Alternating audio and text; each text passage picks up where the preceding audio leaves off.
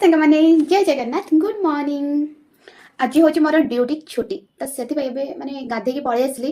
Already ରୋଷେଇ କରିସାରିଛି ପୁରା ସାଧା, ମାନେ ଯେହେତୁ ଏବେ ଶ୍ରାବଣ ମାସ ଚାଲିଛି, ମୁଁ ତ ଗୋଟେ ମାସ ଯାଏ ଆମିଷ ଖାଇବିନି, ତ ପୁରା ମାନେ ଡାଲମା ଫାଲମା କରିକି ରେଡ଼ି କରି ରଖିଛି। ଗାଧେଇକି ଆସିଲି, ଏବେ ଟିକେ ସ୍କିନ୍ କେୟାର କରିଦେବି, ଦେନ୍ ଟିକେ ପେଟ ପୂଜା କରିକି ଶୋଇକି ରିଲ୍ସ ଦେଖିବା। କ'ଣ ଛୁଟି ଦିନ ମାନେ ତ ଏଇଟା ହିଁ, କାହିଁକିନା ବାପା ତ ଏବେ ଡ୍ୟୁଟି ପଳେଇଛନ୍ତି, ରୁମ୍ରେ ମୁଁ ଏକୁଟିଆ ରହିଛି।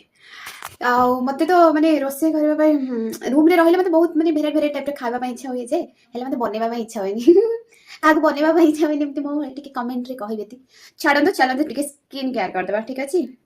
ତ ଫାଷ୍ଟ ମୁଁ ଏବେ ଲଗେଇବି ଲାକ୍ମିର ମଶ୍ଚରାଇଜର, କାହିଁକିନା ମୁଁ ଯେହେତୁ ସବୁବେଳେ ଗାଧେଇକି ଆସିବି, ସକାଳେ ତ ଡ୍ୟୁଟି ଟାଇମ୍, ସକାଳେ ବି ସେମିତି ଗାଧେଇକି ଆସିଲେ ଟିକେ ସମସ୍ତେ ବି ଏମିତି ଲଗେଇବା କଥା, ମୁଁ ଏକା ନୁହଁ, ସମସ୍ତେ ହିଁ। ମଶ୍ଚରାଇଜର ସରିଲା, ଏବେ ଆସିବ ସନସ୍କ୍ରିନ୍। ଦେନ୍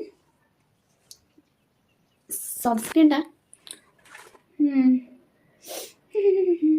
ଏଇଟା ମିରରଟା ଭାବନି ଆଉ ଏବେ ମୁଁ କେମିତି ଲାଗିଲି ଦେଖନ୍ତୁ। ମୋ ସ୍କିନ୍ କେୟାର ଅଲମୋଷ୍ଟ ସରିଗଲା, ଆଉ ଟିକେ ଟିକେ ଅଛି, ବଟ୍ ସେଇଟା ମୁଁ ସବୁ ସେୟାର କରିବିନି ମୁଁ କ'ଣ କ'ଣ ୟୁଜ୍ କରୁଛି। ବଟ୍ ଆପଣମାନେ ଯଦି ବି କମେଣ୍ଟ କଲେ ମୁଁ ସେୟାର କରିବି, ଠିକ୍ ଅଛି। ସବୁ ସରିଗଲା, ଏବେ 2 ମିନିଟ୍ସ ପାଇଁ ଫେସ୍କୁ ରେଷ୍ଟ ଦେବା, ଦେନ୍ ଫିର୍ ଦୁଇଟା ପ୍ରଡକ୍ଟ ଅଛି ୟୁଜ୍ କରିବାକୁ। ଏବେ ଡ୍ୟୁଟି ଛୁଟି ମାନେ ପୁରା ବେଡ୍ ବି ରେଡ଼ି, ଏବେ ଖାଲି ଶୋଆ ହବ ଆଉ ରିଲ୍ସ ସ୍କ୍ରଲ୍ କରାହବ। ଟାଟା।